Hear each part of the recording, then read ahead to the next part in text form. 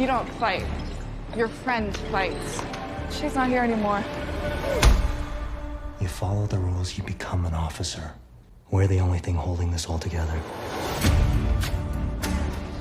Riley, where have you been? I will tell you everything. You have to come with me for a few hours. You trust me, right? Open your eyes. Tonight, I'm gonna show you the 4 wonders of the mall. If you come back, we could be running things. We're like the future. You're a firefly? Yes, Ellie, put it down. None of this shit was even about me. Ellie! Get ready to run.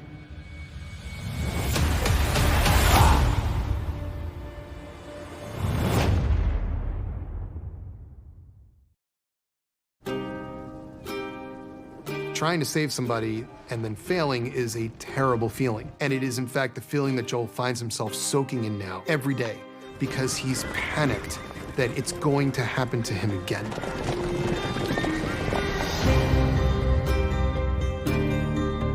He can handle being shot at, he can handle being punched, kicked. What he cannot possibly fathom is going through the experience of losing his child again, and that's what Ellie is becoming to him.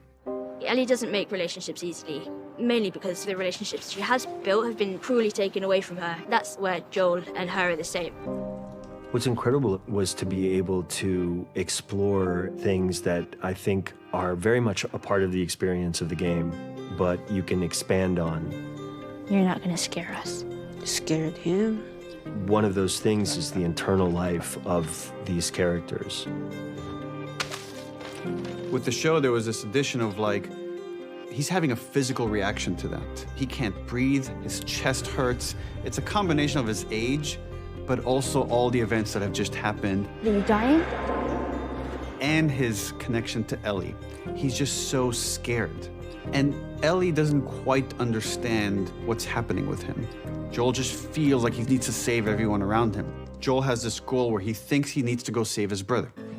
And then he arrives in Jackson. Not only does he not need to save his brother is thriving. This place actually fucking works. When we were in Canmore filming, just the little town of Jackson, I was just like, there's the bank, there's the studio, lights. I was like, they got everything. They got all we need. It just makes my job easier because I could just really come onto set and be. Imagine going to a town and being able to put in like a half-acre stables with sheep and horses and cows and all of that stuff. My favorite part of that was building the paddock and the stables and everything in the parking lot right in the middle of town. Hey, Joel, check it. When we go into these places, we're not doing anything small. We spend quite a bit of time there. And if there's one business on a street that we want to film on that doesn't want to play ball, we're out of luck. Fortunately, we've had everyone accommodate us everywhere we went.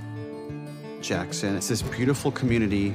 It's the closest some group has come to the world that we know, the world that we live in, that they could watch movies, that they could celebrate Christmas.